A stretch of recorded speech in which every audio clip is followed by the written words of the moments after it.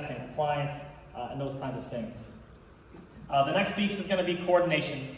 Coordination from, all the way up from Cybercom, DC, and down to kind of the most important piece, which is you guys out in the field. Coordination looks like MCCC priorities. It looks like telecons.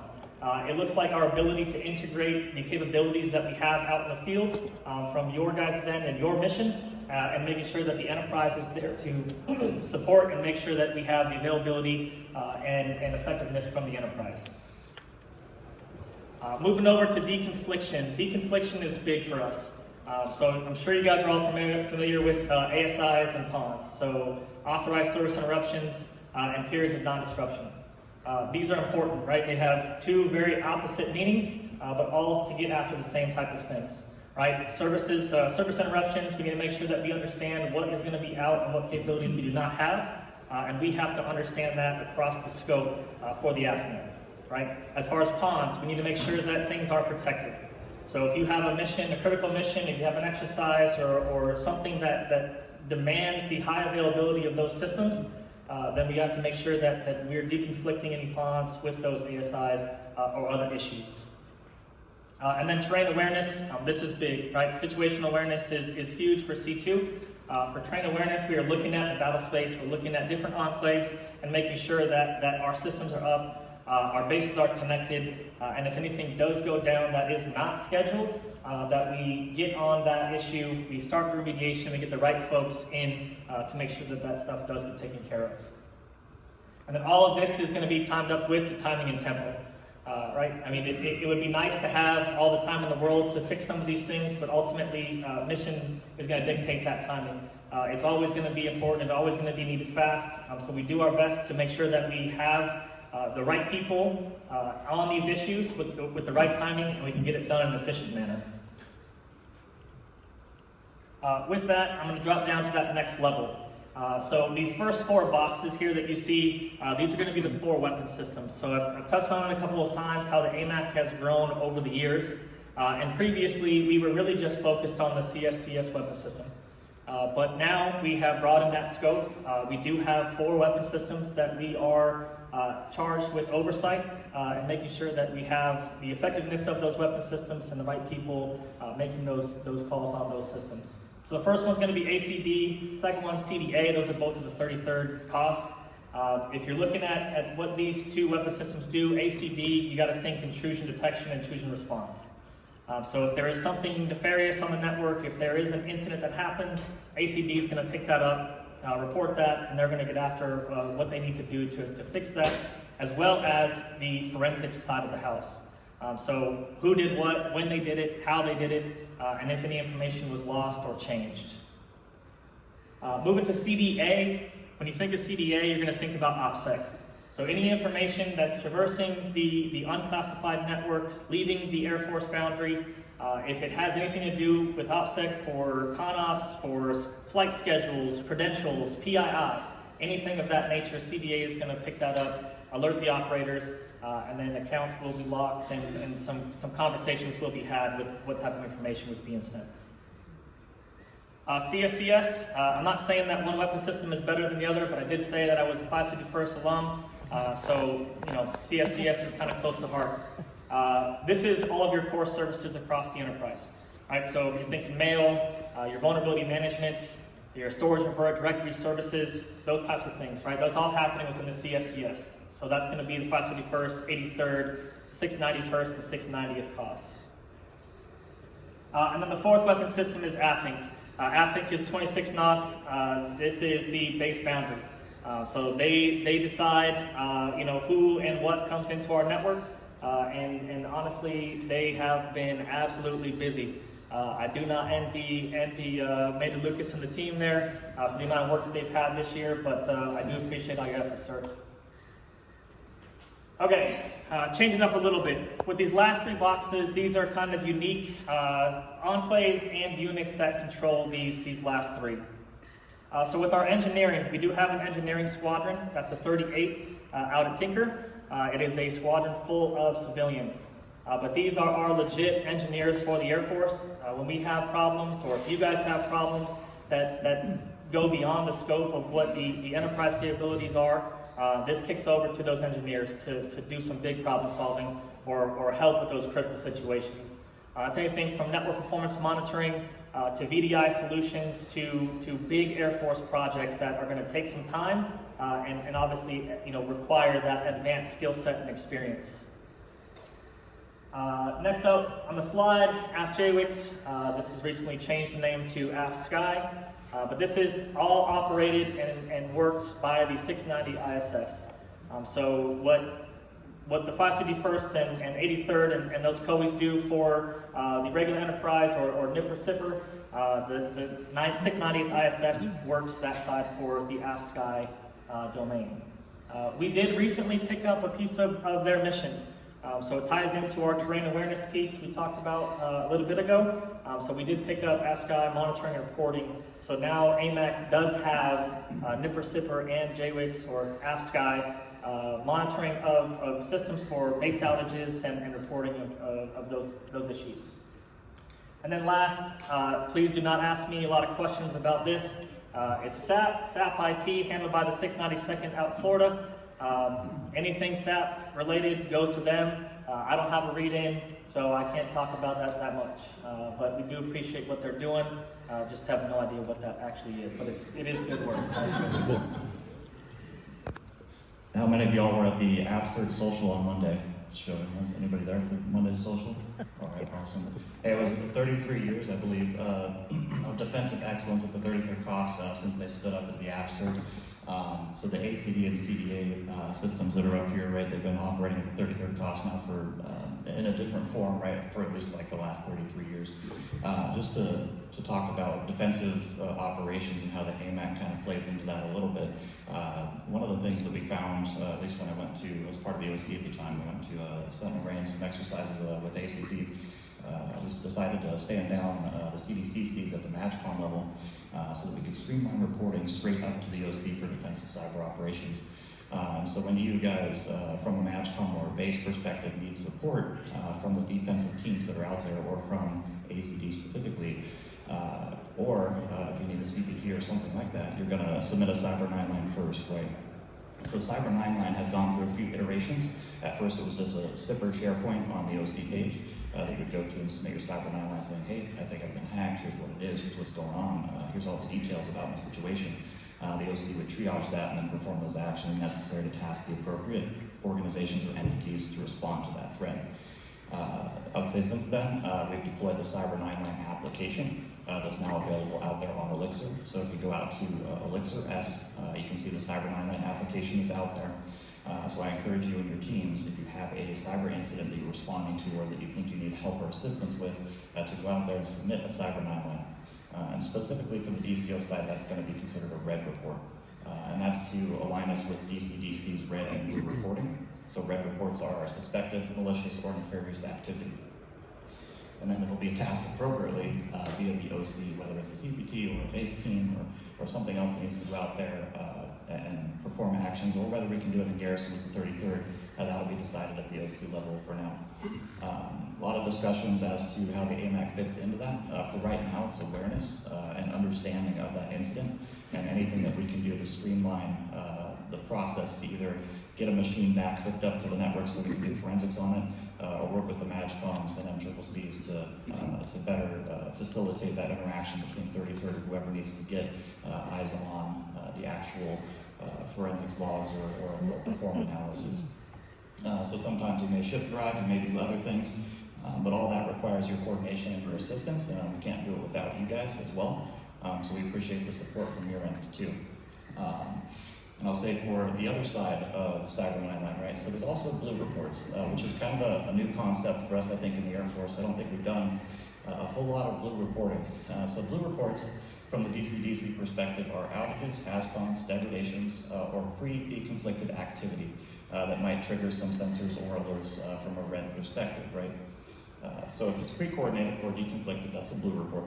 And we'll try to elevate that for awareness, so you guys probably don't have to worry about the pre-deconflicted stuff. That's going to happen within the enterprise.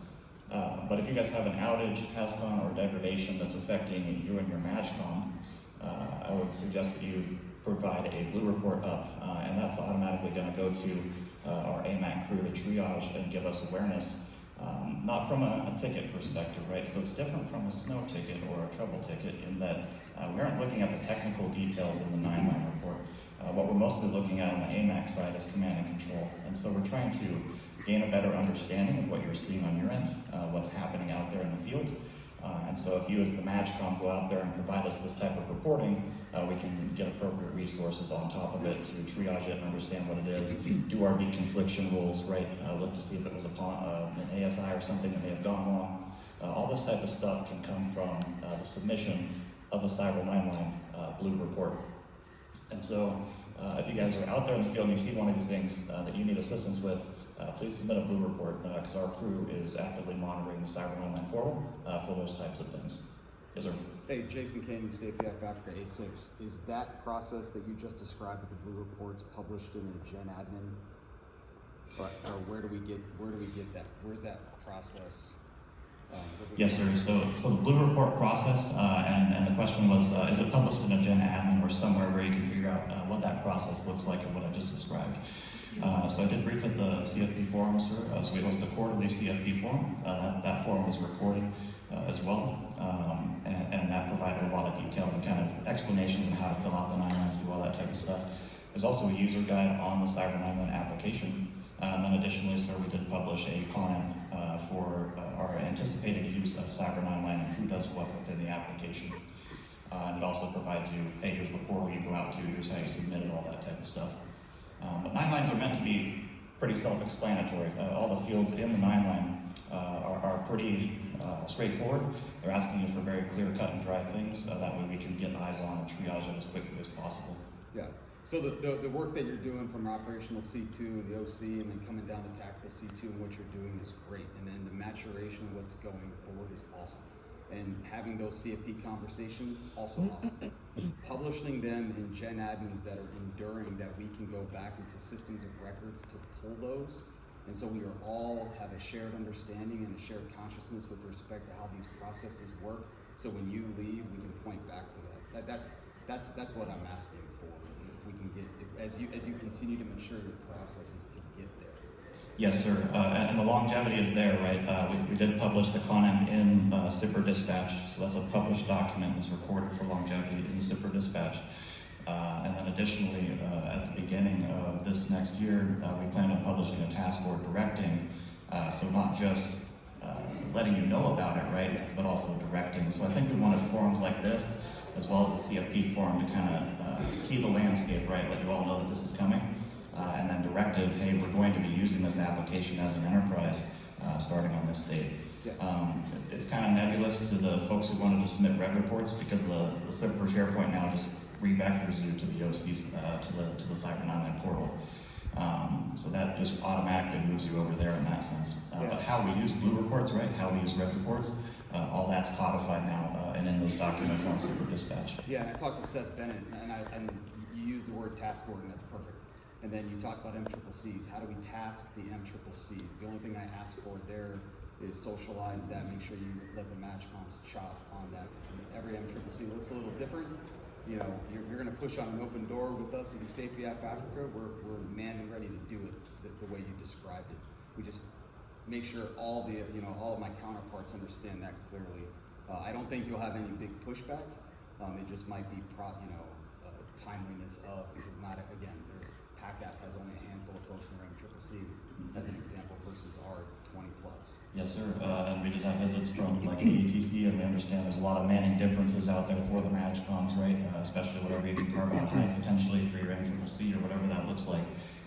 And so some MAGCOMs have those 30 people running 24/7 ops, or some of them have like 2 people in a broom closet somewhere, and that's fine. This is just a mechanism to get you that support. Right? I appreciate that, sir. Thank you for your comments. And additionally, I will say I'm a little partial to USAFE because I was out there for 4 years doing Tier 2 enterprise, right? But one of the things is it helped me realize the importance of every GSU that's out there in USAFE as well and the missions that they support. And so I can imagine for everyone else, especially in Indo-PACOM and some other locations, there's going to be GSUs that support some very critical missions. And so, although I am partial, I understand there's a lot of other MAGCOMs out there and a lot of other missions that are just like that. So. With that, I think we're ready to move on. Next slide. Is there actually? I'll take the softballs and the fastballs too, whatever you guys want. I like to keep it a little more loose. If you guys have a question, please raise your hand. I love answering questions. Thank you. I think, and one more thing on that is, I don't know if this is groundbreaking change to the processes. I think what it does is it just gives us an official platform to do this on, and to try to get away from the org box operations, right? I know the Air Force runs on email across the board, but we're trying to do our best to get that out, so that way we can prioritize that. And like you stated, these systems of record will stand the test of time.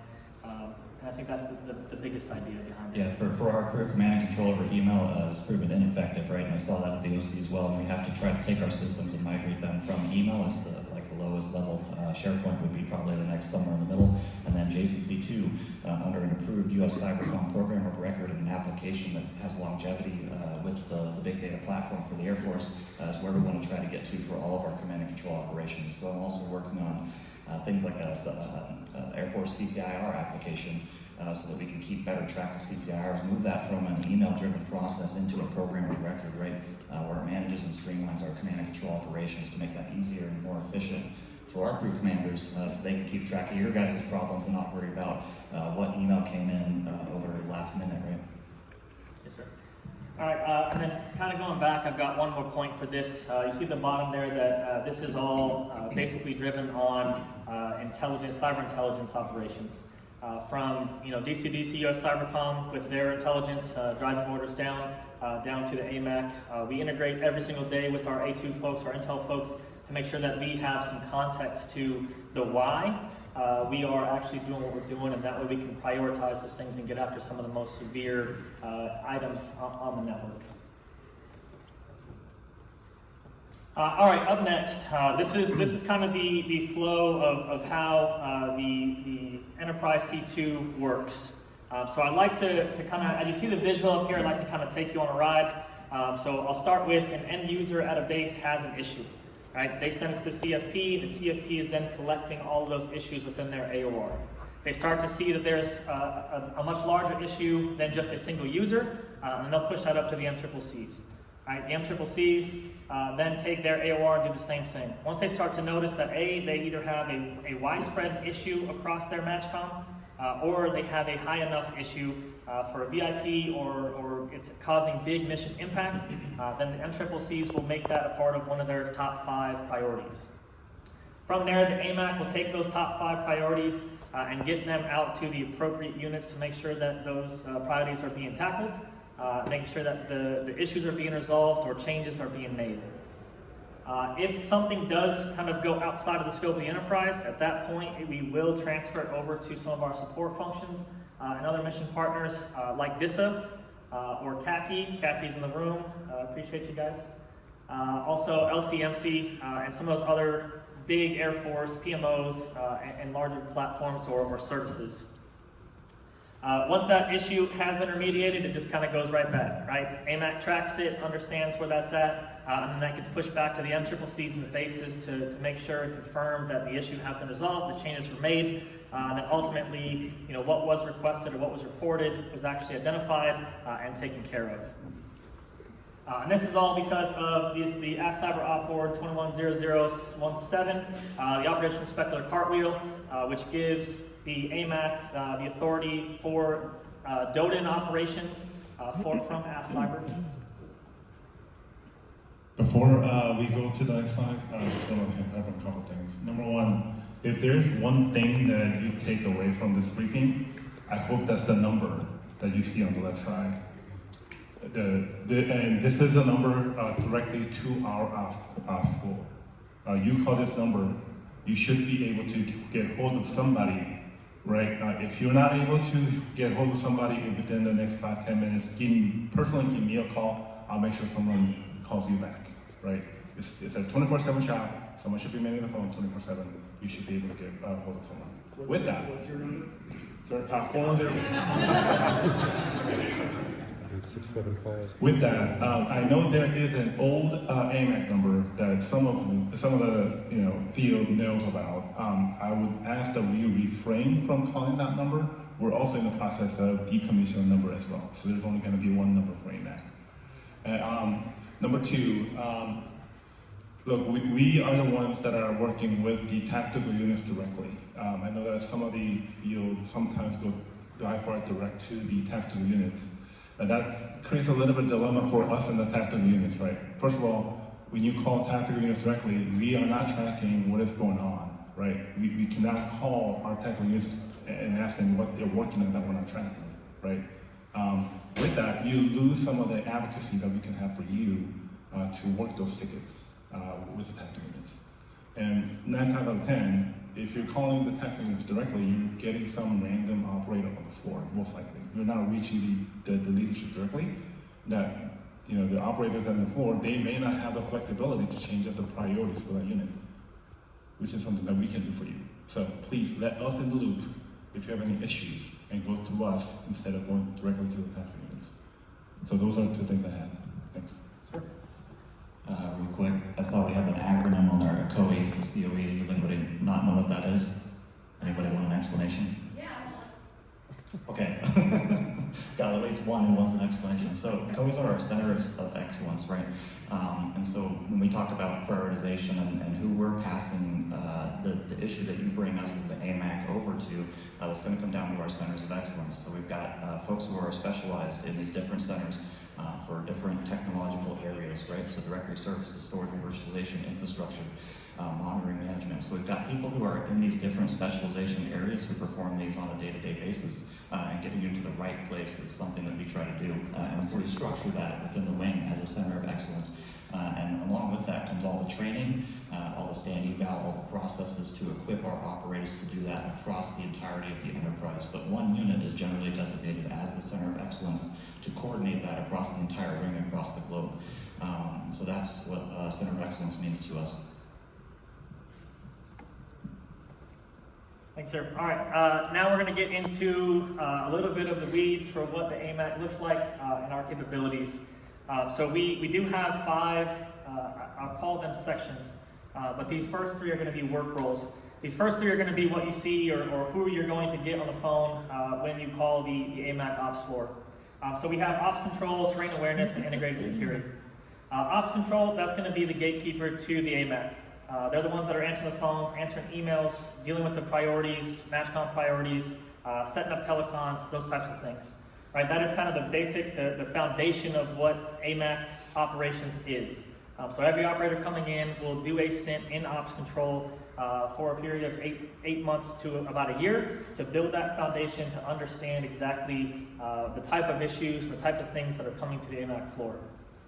From there, you would move into your intermediate or your second level, which would consist of these 2 work roles here for train awareness and integrated security. Train awareness, we kind of touched on that, looking at making sure that we monitor our enclaves for system degradations or base degradations, outages, HAZCONs, those types of things. Right, and then they're reporting that up to the 688 leadership as well as the 16th Air Force leadership as appropriate. And then for integrated security, I think this is probably the more advanced work role that we do have. This is where we're getting into a lot of the CTO's orders. They, especially now with what we're working with DCDC and the OC of taking those DOTA orders in, publishing those orders, and making sure that we're following up with misreps and those kinds of things. Another big piece to what integrated security is working is the CAD, the Cyber Awareness Dashboard. So this is the monthly vulnerability, security mechanism for the network. Probably not the most fun thing for everybody out in these seats, but this is where your systems will get quarantined if they are on the bad list for VPH score or if they have bad host names, things like that. But our integrated security is working that along with the 561st to make sure that we are appropriately assigning these strikes to certain systems and making sure that we're actually securing the network and we have that 365 readiness aspect for our systems. Real quick, on an effort to get after more of that cyber readiness. We did want to, obviously, we wouldn't have to do a CAD cycle if we had Comply to Connect and everything was great. So I think in the next couple of years here, we're looking at, hey, this is the end state, right? How do we get there? This is just a milestone in that overall progress to get to that end state. And so I did have a DO summit with the other DOs in the wing just over the last 2 days. If you see it switch to the ARAC quarantine cycle in the meantime as we get to that end state, just be aware it might undergo a name change, but that's just a nomenclature thing. Over the last several months, we've been ramping up the intensity of this cycle to include more bases per cycle. Now we're at 100% of the bases every cycle, right, on NIPR. And we're increasing the percentage of the devices that we look at, right? And this is all in an effort to keep us cyber ready across the board whenever a quorum might come, because as we know, those are all no notice at this point, right? So we want to keep the posture secure and safe across the network at all times. And so the ARAC quarantine cycle, or CAD, is one of the ways that we do that, and we can control that lever at least until we get to that final end state of where we want to be. Question in the back left, go ahead, sir. Major Notes Commander, the 100 Millen Hall. Can you give some insight to the CAD score and the volatility of it, right? So there's no real transparency at the base level for our IA folks. It'll be 2.5 one week, and it'll go to 5 the next week. Seemingly, we don't know why. So can you just touch on that? So if you're looking at your scanning scores, right? So you're looking through ACAS or some other mechanism, so you can check that out. I'm not too sure about the volatility at your location specifically. I can tell you that generically across the board, the VPH scores have been very low. And that's a result of everybody doing their part to gain compliance, right? So some areas may go high, some areas may go low, but the overall has stayed right around a 1.05-ish for the last several months on NIPR. So you're looking pretty good from an overall perspective, but to answer your question specifically, I don't have a great answer for you as to why your scores would be showing higher or lower at a particular point in time for Milton Hall specifically. Sure. So following that, how are you guys integrating ITAS as they take over the ACAS scanning and the significant drop in access rates, right? So we're taking it at the base level. Absolutely, yep. And we did publish some strat comms regarding ACAS very recently, right out to the field, because one, we had to make sure that we told you guys about the new portal link and where that's located, right, and where to pull down those new scores, not if you're guard, but if you're one of the migrated locations, where to pull down those new scores from, was a big misunderstanding, I think, across the board. To get everyone on the same page, we did that, right? Now that we're all looking at the correct location, ITAS and CACI have been working through specifically the issues with the ACAS scanners and how to get it back to 100%. So they have provided the wing and get well plan, which we've shared with higher leadership at this point. And so there is a charted path to get back to 100% if we can. When is that expected? I do not have an ECD yet from CACI at this point, but we have asked for that. Major McDevitt from the AMC ACE. As Comply to Connect becomes real, what are you building for the MAGCOM so we maintain situational awareness? All this data is going VFR direct to you. So, like, how do we create situational awareness dashboards for our MAGCOMs and the bases that we manage? If something bad's happening, we can then put that pressure instead of it just being a one-way street between them. So I don't disagree, sir. I think dashboards need to happen, right? And I think that was part of the effort, at least for the CAD and CCRD dashboards, is to provide some situational awareness to the field for core readiness and for scanning compliance and things like that. And specific to real-time readiness and awareness, that's a different beast altogether, right? So as a situational awareness team here for our crew, we do have SolarWinds, we've got NetIP App Manager, we've got vRealize Operations. So there's a lot of different tool suites for at least the active monitoring, right, for immediate triage and what's going on. It's more of like, we don't necessarily need to get into your business of real-time monitoring and all that kind of stuff, but it's more of like, hey, here's the trend analysis that we are seeing from your bases. This is where we need your help as the MAGCOM. Your OT&E role is to make sure your bases are doing X, Y, and Z. Then we know where to dedicate resources to try to help get that compliance. But right talk until somebody sends us a nasty gram and it's 3 weeks late. It's been gone for 6 months, and that's more of what I'm driving at, is how do we get to that? Just like USAVE was talking about, how do we work at this as MAJCOMs as teams? So the best answer I have for you right now, sir, is to continue to have your teams look at those ACAS scans. And again, once we get them to 100% working with ITAS, look at those new scans that are being published on that new location. Try to get after the compliance for the particular base and the particular devices that are seeing those high scores. That way we can drive down the overall compliance for the enterprise, right, in terms of vulnerabilities. When I was out at USAVE at the 691st, right, we looked at by vulnerability and by number of vulnerabilities, right? So criticality score, so the criticality of the CVE or thing that we were looking at, so we sorted it that way. And then the other way that we sorted it, right, was by sheer number of particular CVEs and then grouped it by the CVE. So you can look at it in a few different views with those ARAD scan or with those ACAS scans to try to visualize and understand where your high marks are for compliance. I do think one thing too is that this has always been a thing as far back as when I was at the 561st. The biggest help that we can have for the enterprise is that making sure that our systems do have clients on them. So whether that's an ARAD client, whether that's a MECM client, whether that's an ACAS client, we can't affect what we can't touch. And so with the ACAS scans, you probably see some devices that look pretty bad. But that's because they probably don't have any communication with the enterprise platforms to try to alleviate some of the work from your end and to assist the enterprise with performing its function on all the systems across the network.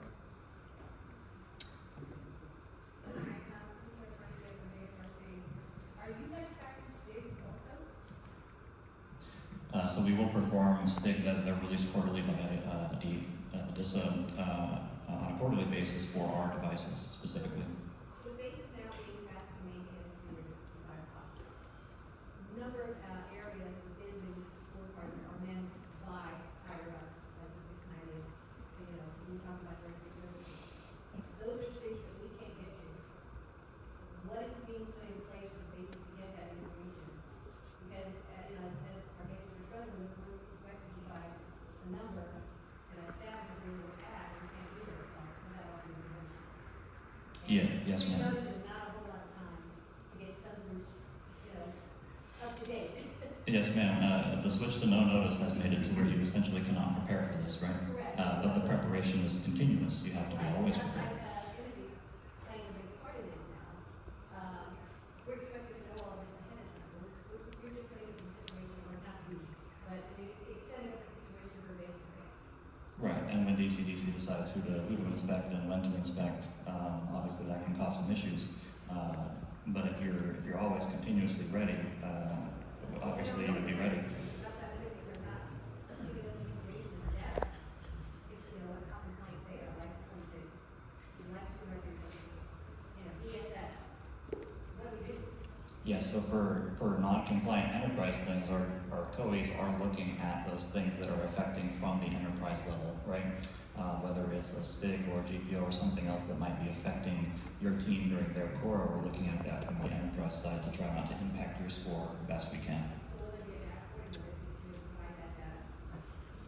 So when a core team comes to your location and they say, here's the data, our teams are already part of that, our A6 team in the wing. The AFCAT team specifically will run down and look at all the different enterprise things that are affecting your core score.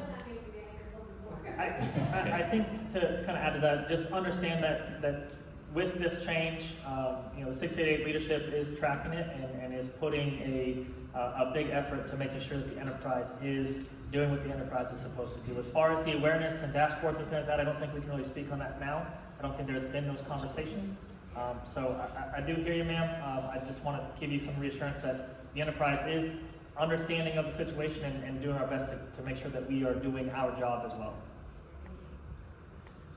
So, good morning. So, Pablo Lozano from the Air Force Cyber Assessment Team. So, my team, we're the ones conducting the assessments for CORAs. So, to give you some insight into how we're going to be doing the enterprise versus local-based comp squadrons. So, we're going to be, there's going to be two scores. So, one's going to be at the enterprise level, the other piece is going to be at the local level. So when you do come into a limited notice Cora, we are going to communicate with the COEs and also with the base level. Just keep in mind that we're going to separate those two scores. At the end of the assessment, you're going to see two scores. So one for the enterprise and one for the base level. So you're going to receive your score. Mhm.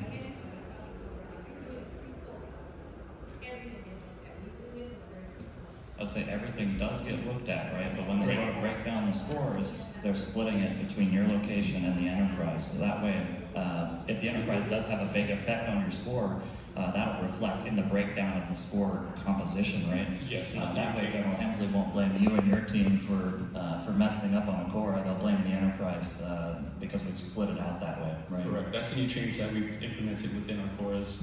We're starting to separate center of excellence responsibilities versus the comms squadrons. So that gives y'all some leeway of what that actually looks like versus enterprise.